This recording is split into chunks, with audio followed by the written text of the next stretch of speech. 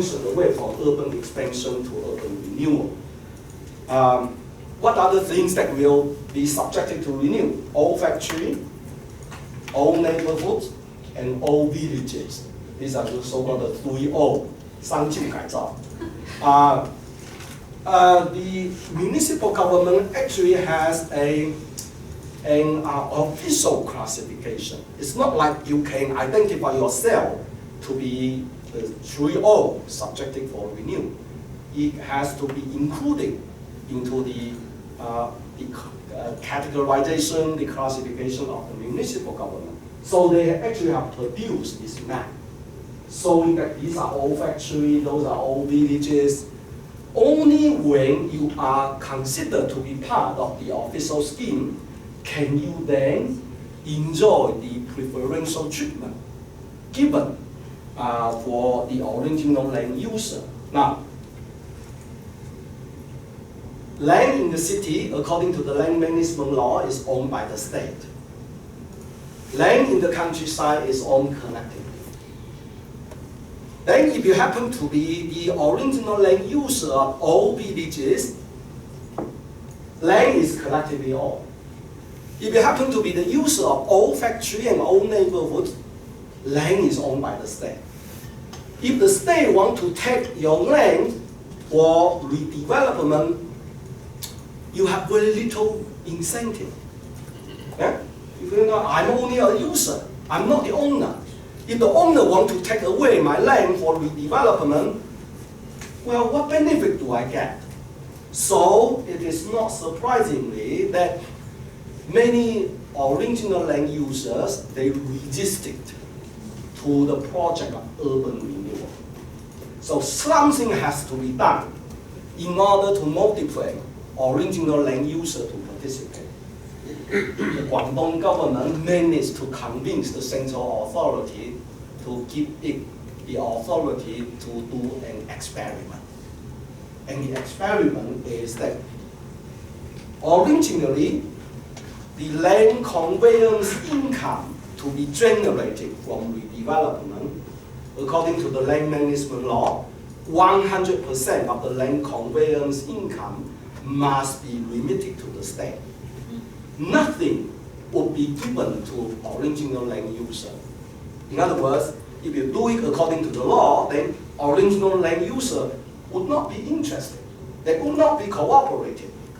So the experiment was to give 60% of the land conveyance income to original land user, so that they are motivated, so that they have the concrete incentive to participate in redevelopment. In other words, what you have here is a reformulation of the interest between the state and original land user. Right? Originally, 100% has to be given to the state, but in order to make it work, the state made a concession. You give 60% to original land user. Right?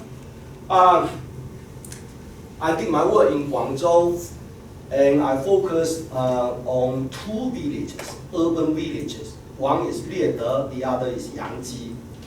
What is interesting is that these two places, they share very similar location, but very interestingly, one turned out to be relatively successful, the other turned out to be extremely contentious, controversial. Same location, but totally different outcome. So I became interested. I organized a team and we did our research. The result of our research suggested that there are four major factors that offer explanation for success and failure of urban redevelopment. Number one is the extent of state concession. In the one that is relatively successful, the state made a 100% concession. In the one that turned out to be a failure, the state made no concession. Number one. Number two, decision making. The one that happened to be relatively successful, decisions were made bottom up. The one that turned out to be very contentious, decisions were made top down. Thirdly, the timing and the extent of involving developers make a huge difference. The one that is successful, developers were involved only in a very limited extent. The one that turned out to be very controversial, they untrusted, they involved developers from the very beginning. And it turned out to be a battle between original land user and developers. Original land user was very skeptical. That these developers, they're chasing after profit. We will not trust them. Finally, very interestingly, Lin's structure. The village that happened to be really successful is dominated by one lineage. You know, you worship ancestor. Yeah? You have ancestor hall. They have one ancestor hall. The one that has turned out to be very controversial, they have 4 ancestor halls. So we have 4 fragments of they have competing interests, making it very, very difficult for the development. So this is the image, a contrast of before and after. Now, the consequence of hosting Megaevents and also urban redevelopment, it significantly improved efficiency of land use. It significantly facilitated economic growth. However, it enhanced those places and those sectors that are already rich, and they push the peripheral further downward. Now, this is a map showing the repositioning of different districts in the city of Guangzhou. The one that enjoy an upward enhancement happens to be the one that that is the locale of the Megaevent, right? This is a comparison of migrant population, the distribution of migrant population in Guangzhou from the year 2000, 2010, and 2013. I classified them according to their location: city center, inner suburb, and outer suburb. So you can see that from the year 2000 to 2013, those who live in the city center, they decline. The percentage decline. Meanwhile, those who live in the suburb, percentage increase. What does that mean? That means that as a result of urban renewal, housing prices in the city center has become so expensive that the migrant population can no longer afford to live. So the consequence is that they have to move to the suburban area. In other words, you push the migrant population away from the city center. This is to further illustrate the emergence or the further uprising of the city of Guangzhou in the provincial area. Another consequence is looming, growing local debt. Now, the figure that I quoted earlier was investment directly in the Megaevent. Now, this is the figure that involves those investments that are indirectly related to the Megaevent. So altogether, the estimate is that Guangzhou municipality now is in debt 300 billion yen. 300 billion yen. If you take the total population of the Guangzhou municipality, 120, actually, no, it's, I'm sorry, it's 12 million, right? Not 100, it's 12 million, I'm sorry, there is a mistake here, it's 12 million. 12 million, so it worked out that on average, per resident in Guangzhou, currently is in debt of 20,000 yuan in debt. These two interrelated phenomena, namely Megaevent and urban renewals, these are not isolated incidents for Guangzhou. They happen elsewhere as well. So the Beijing Olympic, Shanghai Expo, and this is to give you an image of the national pattern. That is enjoy popularity in China, that everybody is doing it. Urban renewal will also happen in many other cities. All right, so very quickly, so what can we learn from these studies of these two selected phenomena? Hosting mega event. What we have here is basically to mobilize capital from elsewhere and from the future, to have this capital concentrate in urban infrastructure at the present time. It simply expands the cycle. It delays and displays problems without solving them.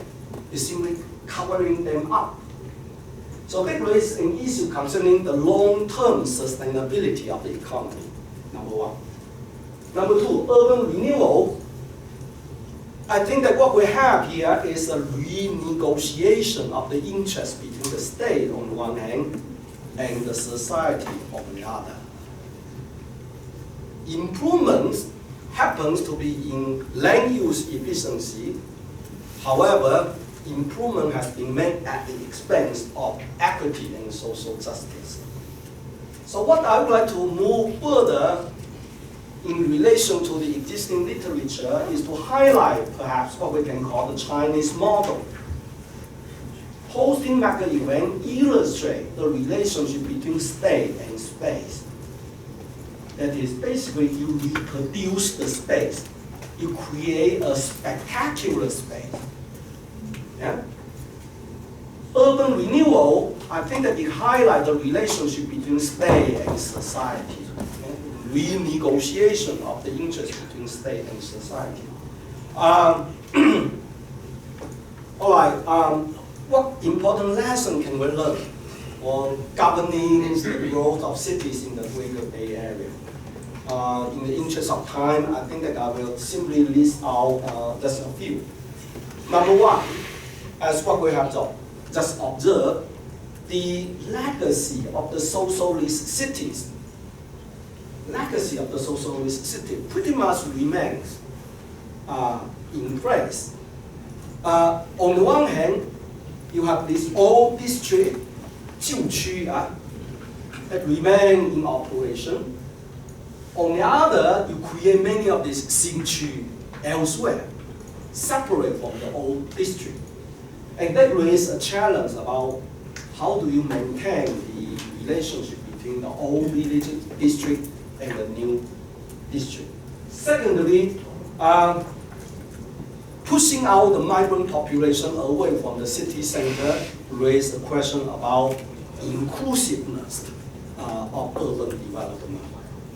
Thirdly, I think that Chinese municipal government will need to consider very carefully about increased density on the one hand, and the demand for maintaining mobility on the other. Because many of these urban development, they are ending up with high rises and that raises challenges for transportation, for open space. I think that I already highlighted the contradiction between efficiency and equity, and also participatory urban governance, whether decisions should be made top-down or bottom-up. And then finally, the challenge concerning the relation between current interest in economic development and the interest in future sustainability. All right, so I think that I will stop here. Thank you so much. Yeah, thank you very much for a fascinating talk. This morning we heard from a demographer, and now we're hearing from a geographer. So it's, I think, testament to the interdisciplinarity of some of the issues that we are talking to. And you can see there are slight nuances in the way that conceptualize and present and discuss these issues that we're all interested in.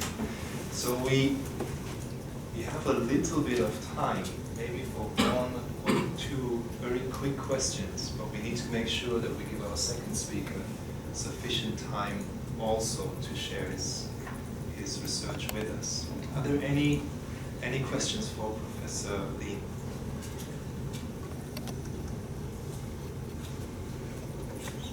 Yes, there's one.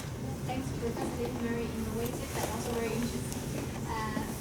Being a Guangzhou citizenship, now I know I have a debt in 20,000 already. Thank you very much. And I would like to know about the relationship. How about the state and the Guangzhou cities, Guangzhou government, and how should be the better support for the redevelopment? This is a very good question. When I talk about the state, I did not have time to clarify that you have the central state in Beijing, and then you have local state, namely municipal government, and also you have the provincial government as well. In the case of Guangzhou, the 60% remittance that was supposed to be made to the central authority, these were given to original land user. So, in other words, it's basically to sacrifice the share that should be remitted to the central authority. Municipal government and district government, they still enjoy it a little bit.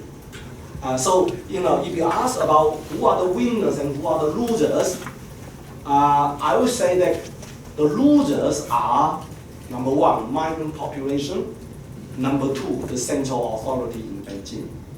Because central authority in Beijing, by law, they are entitled to a significant portion of the land conveyance income, but they make a sacrifice, make a concession. The winners, obviously, would be the local governments, municipal governments, original land user, in this case, urban villagers, and of course, developers as well. So, by thinking about who are the winners and who are the losers, I think that we can get a better picture about, the relationship, the formulation of relationship between the state on one hand and the society on the other. Okay. That's great. Thank you. Yeah, I had a question, but I will ask it in private after the session. So our next speaker is a very good and very old friend of myself and also Lin University, Professor Yeun-wen from National Taiwan University. We have a history of talking about welfare regimes for quite some time. Yeah. So again, I said this before, but I'm very curious to see where your research has taken you in recent months. So over to you. Okay, thank you very much indeed for that introduction. Well, just what Professor Lin said in the East, we usually apologize for that before we start our speech. So I need to apologize because I'm not very good English speaker. So if you think this is something wrong, so I beg your pardon for my poor English. Okay, in this speech I would like to share some study, particularly focused on the Taiwanese case, because usually we classify Taiwan as economy with the East Asia region. But recently we find that the stability of such a Taiwan region is facing a lot of problems, particularly with its institutional arrangement with social insurance, its market, social insurance system. So I basically focus on the problem faced by the Taiwan's welfare regime, but also expanding a little bit to other East Asia welfare countries, particularly with the similar this market social insurance system like Korea and Japan, so that we can have a discussion about what will happen in the future and what kind of policy innovation we can think about further if we want to move further to the future. Okay. So basically, in my presentation, we will focus on two major problems. The first one is what is the institutional arrangement is a welfare regime. Particularly, we put East Asia in a competitive context, comparing to has been identically models in the Western countries. And particularly we need to know if there is East Asia region, what does it look like? We know that there are basically a different institutional arrangement in the East Asia societies, like Hong Kong and Singapore much focus on the liberal, but in Taiwan, Korea, and Japan is basically based on the Bismarck social insurance system.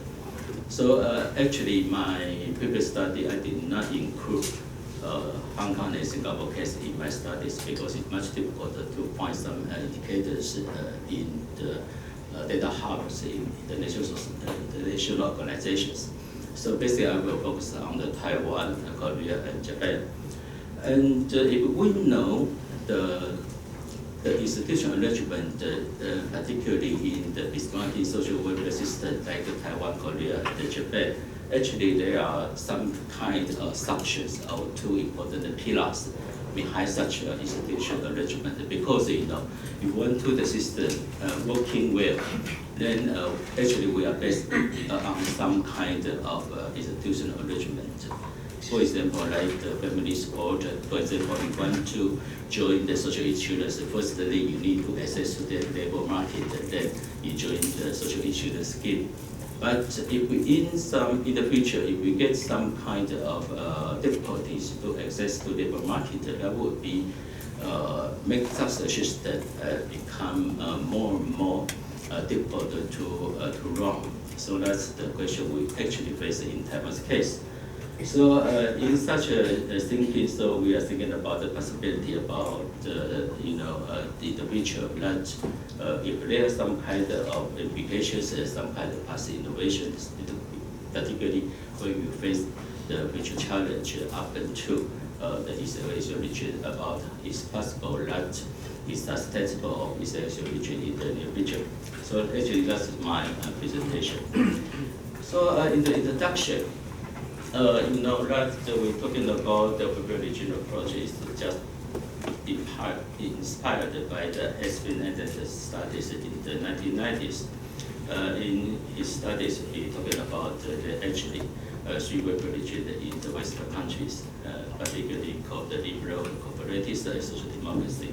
But he also introduced some kind of theoretical argument or theoretical questions about whether or not in the other part of the world, if there is another different region, is have a different from explanatory models.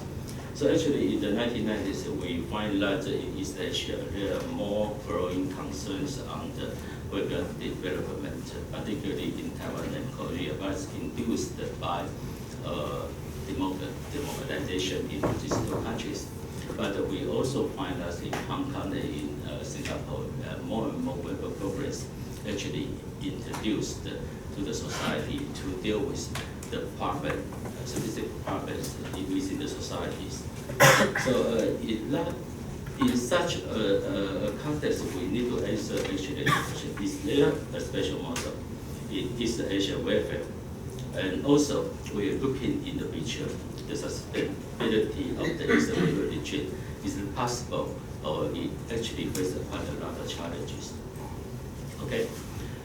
So here is the explanation book published in 1990s. Actually, here is the Chinese edition I translated from this book. I invited explanation to Taiwan to have attend an international conference. We're talking about the possibility of East Asia region in 1997, 1998. And then I published his Chinese edition of the book. So I asked him to write some a preface for the Chinese edition of the book. And in his preface, he said that if we take a lot, East Asia will lose their unique characteristic as the fourth religion.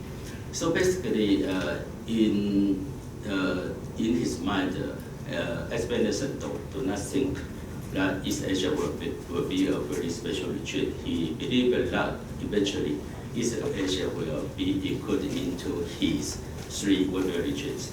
So he said in the long run, due to demographic and family shift and the urbanization, so that in East Asia will gradually lose its characteristic as a fossil region. The possibility will decline in S.B. Anderson's argument.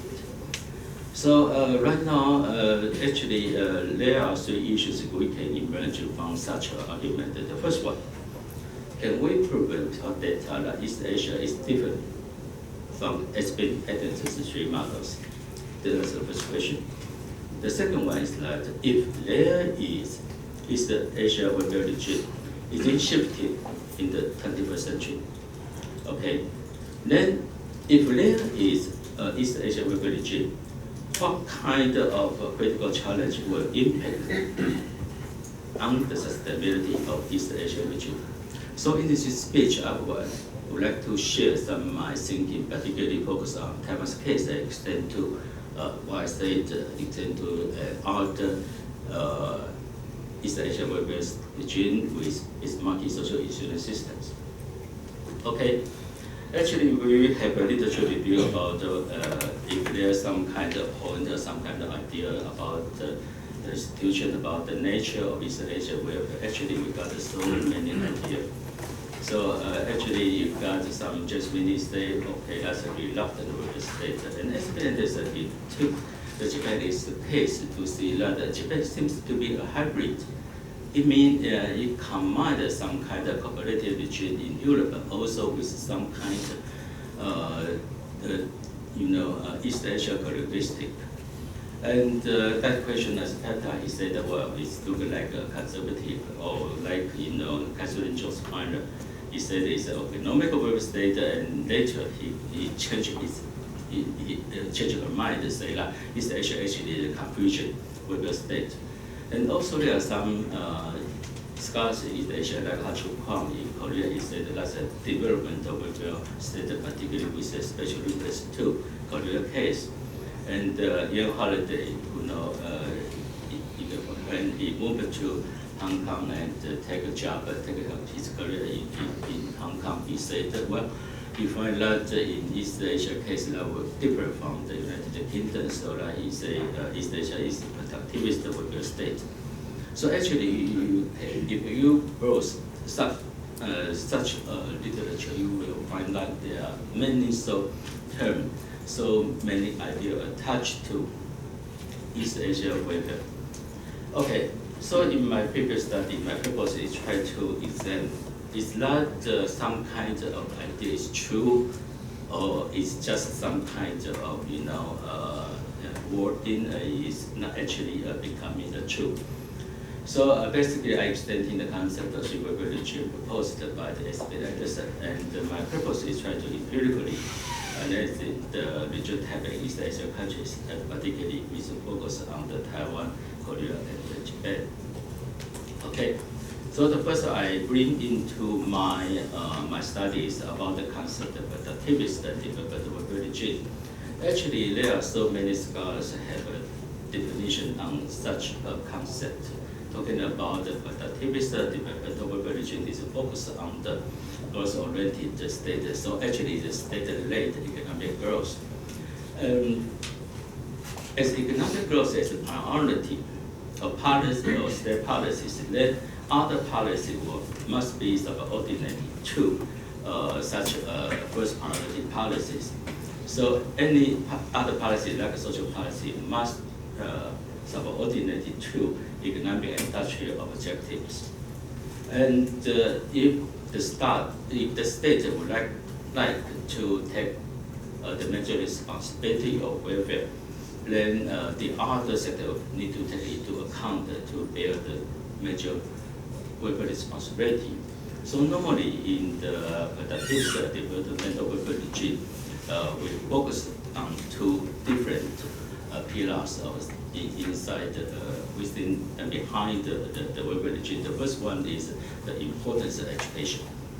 Well, education is closely linked to human capital, so that will be beneficial to East Asia economic development model.